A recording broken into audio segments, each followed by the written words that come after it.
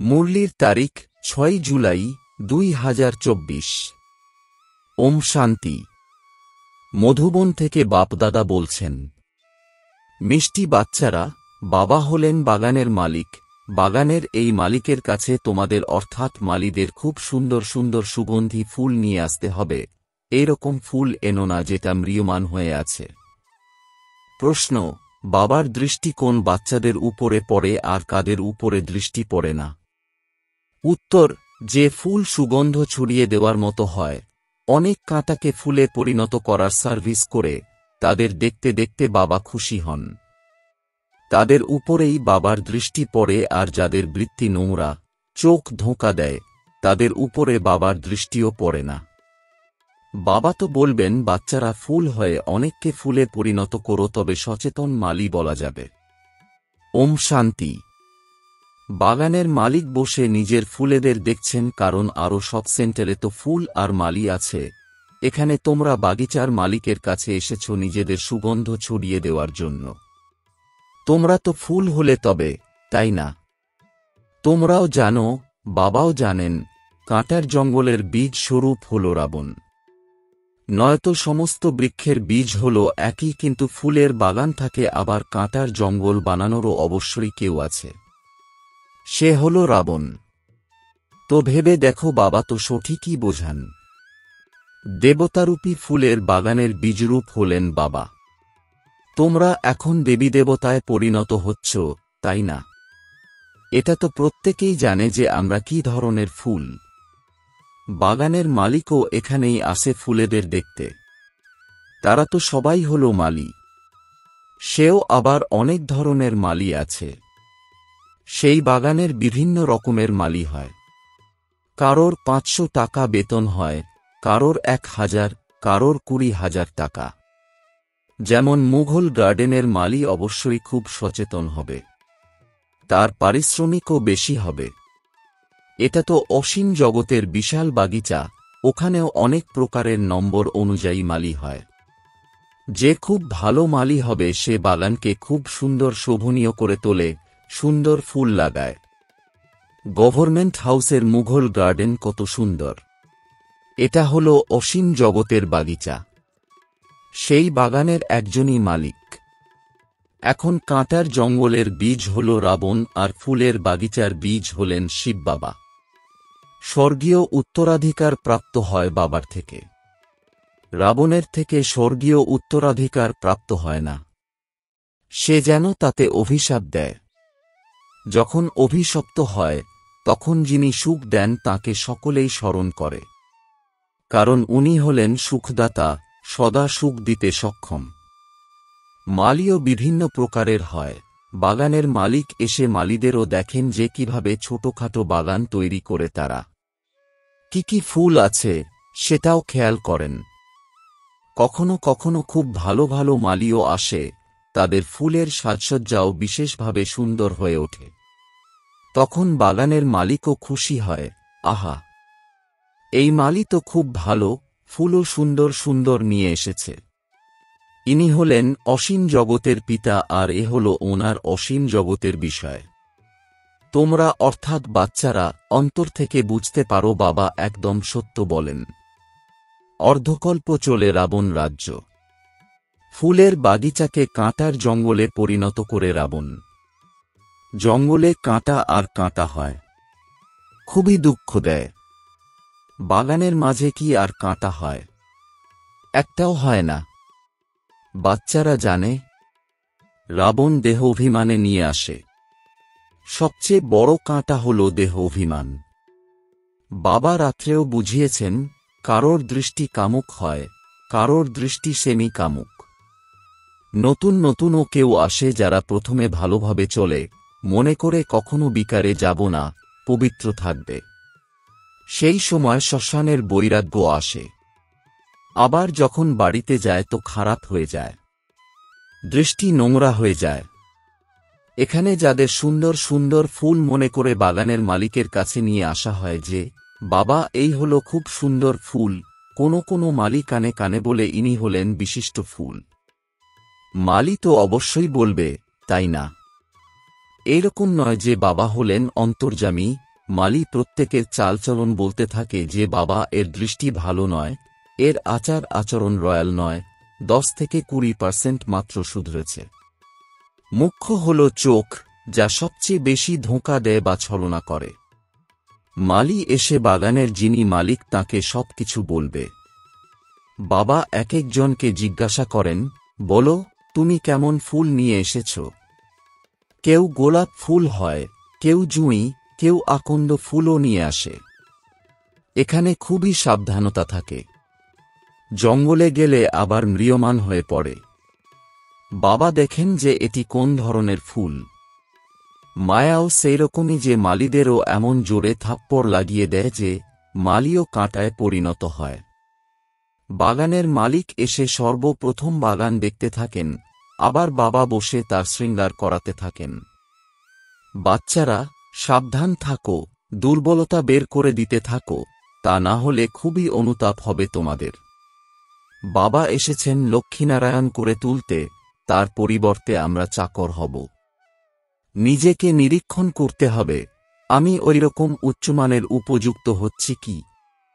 এটা তো জানো যে কাঁটার জঙ্গলের বীজ হল রাবণ, ফুলের বাগানের বীজ হল রাম। এইসব কথা বাবা বসে বোঝান।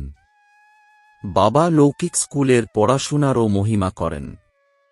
এসব স্কুলও ভালো, কারণ ওতে সোর্স অফ ইনকাম আছে, এইম অবজেক্টও আছে। তোমাদের একমাত্র এইম অবজেক্ট হল নর থেকে নারায়ণ হওয়ার। ভক্তি মার্গে সত্যনারায়ণের কথা খুবই শোনে। প্রত্যেক মাসে ব্রাহ্মণকে ডাকা হয়, ব্রাহ্মণ গীতা শোনায়। আজকাল তো গীতা সবাই শুনিয়ে থাকে, সত্যিকারের ব্রাহ্মণ তো কেউই নেই। তোমরা হলে সত্যিকারের ব্রাহ্মণ, সত্য বাবার বাচ্চারা। তোমরা সত্যিকারের কথা শোনো।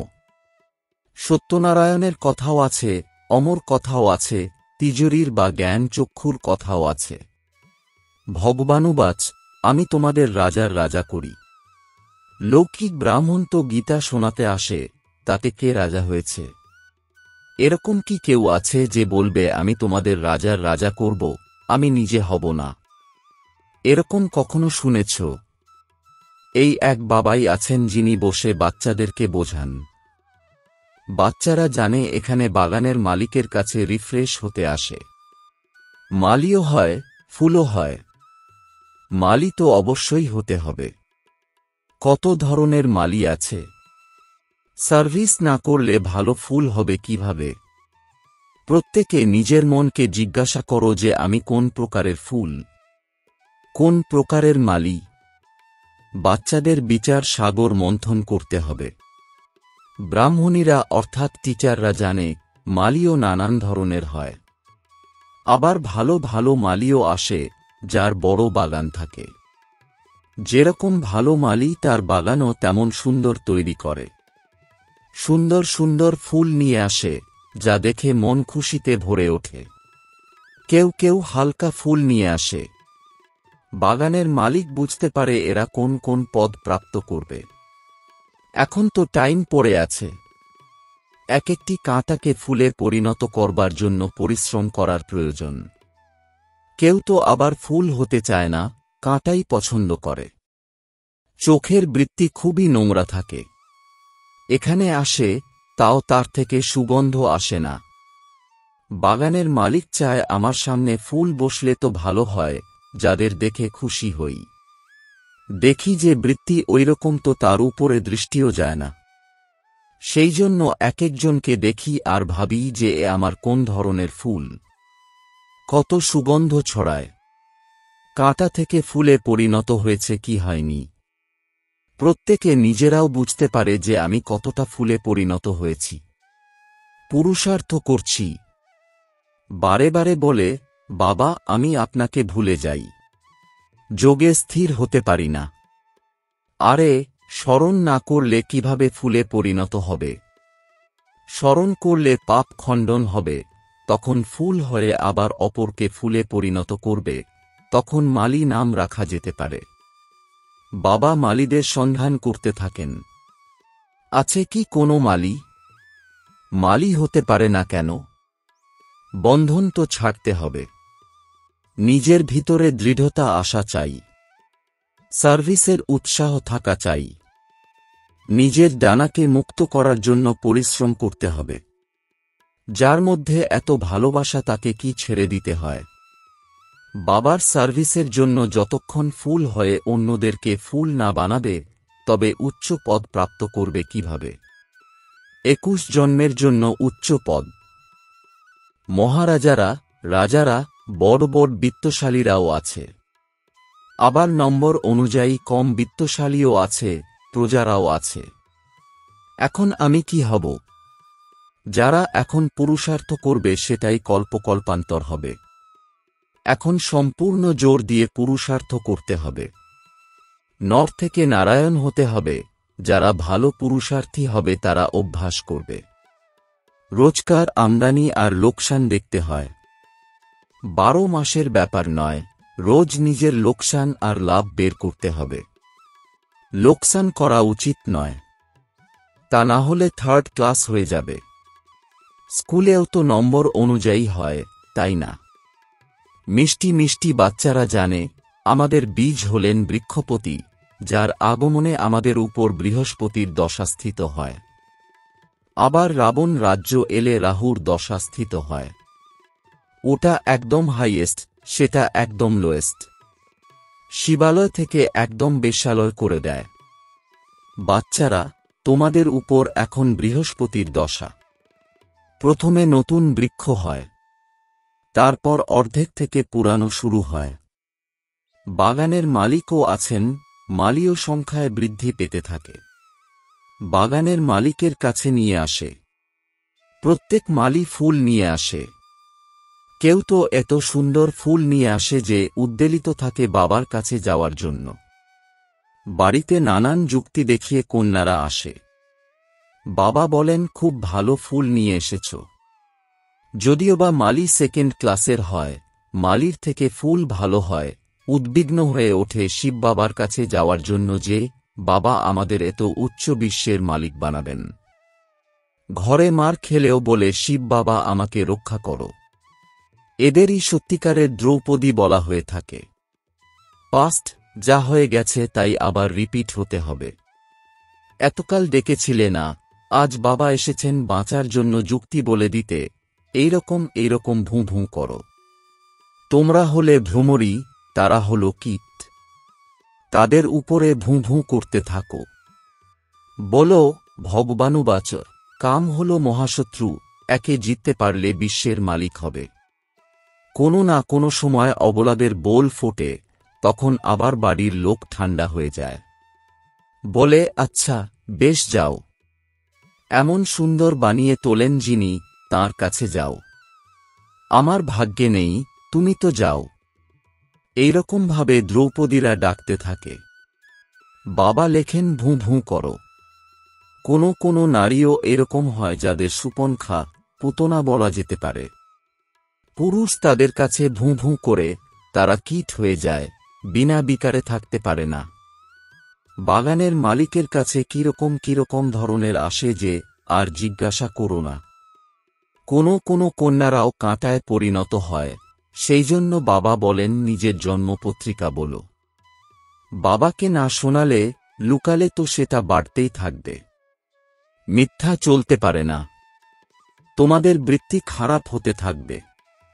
বাবাকে শোনাতে পারলে তুমি বেঁচে যাবে। সত্যি বলা চাই, তা না হলে সম্পূর্ণভাবে মহারোগী হয়ে যাবে। বাবা বলেন, যারা বিকারী হয় তাদের মুখ কালো হয় বা অসুন্দর হয়। পতিত মানে কালো বা অসুন্দর মুখ। কৃষ্ণকেও শ্যাম সুন্দর বলা হয়। কৃষ্ণকে কালো করে দিয়েছে। রামকে, নারায়ণকেও কালো দেখিয়েছে। অর্থ কিছুই বোঝে না। তোমাদের কাছে তো নারায়ণের সুন্দর চিত্র আছে, তোমাদের তো এটা হলো এইম অবজেক্ট। তোমাদের কি আর অসুন্দর নারায়ণ হতে হবে? এই মন্দির যে তৈরি করেছে, এরকম ছিল না। বিকারে পড়ে আবার কালো মুখ হয়ে যায়। আত্মা অসুন্দর হয়ে গেছে। আয়রন এজ থেকে গোল্ডেন এজে যেতে হবে। সোনার পাখি হতে হবে। বলা হয় কালী, কলকাত্তাওয়ালি বলে দেয়। কত ভয়ঙ্কর রূপ দেখানো হয়, সেসব আর বলার মতো নয়। বাবা বলেন, বাচ্চারা, এইসব হলো ভক্তি মার্গ। এখন তোমাদের তো জ্ঞান প্রাপ্ত হয়েছে। আচ্ছা, মিষ্টি মিষ্টি প্রশিক্ষার্থী বাচ্চাদের মাতাপিতা বাপদাদার স্মরণসহ স্নেহসুমন আর সুপ্রভাত। আত্মিক পিতার আত্মিক বাচ্চাদেরকে জানাচ্ছি নমস্কার। ধারণার জন্যে মুখ্য সার: ১.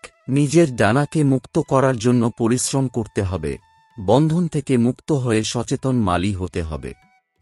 কাঁটাকে ফুলে পরিণত করার সেবা করতে হবে। ২. নিজেকে নিজে দেখতে হবে যে আমি কতটা ফুলে পরিণত হয়েছি। আমার বৃত্তি শুদ্ধ তো? চোখ ধোঁকা দিচ্ছে না তো? নিজের আচার আচরণের পোতামেল রেখে ত্রুটি বিচ্যুতিগুলিকে দূর করে দিতে হবে। বরদান: স্বরাজ্য অধিকারের নেশা আর নিশ্চয়ের দ্বারা সদা শক্তিশালী থাকা সহযোগী নিরন্তর যোগী ভব। এর বিস্তার: স্বরাজ্য অধিকারী অর্থাৎ প্রত্যেক কর্মেন্দ্রিয়ের উপরে নিজের রাজত্ব। কখনো সংকল্পেও কর্মেন্দ্রিয় ধোঁকা না দেয়। যদি কখনো এতটুকুও দেহ অভিমান আসে তাহলে জোশ বা ক্রোধ সহজে এসে যায়, কিন্তু যারা স্বরাজ্য অধিকারী তারা সদা নিরহংকারী, সদাই নির্মাণ হয়ে সেবা করে। এই জন্য আমি হলাম স্বরাজ্য অধিকারী আত্মা। এই নেশা আর নিশ্চয়ের দ্বারা শক্তিশালী হয়ে মায়াজিত তথা জগতজিৎ তো সহজযোগী, নিরন্তর যোগী হয়ে যাবে। স্লোগান: লাইট হাউস হয়ে মন বুদ্ধির দ্বারা লাইট ছড়িয়ে দিতে ব্যস্ত থাকো, তাহলে কারোর কথাতে ভয় লাগবে না। ওম শান্তি।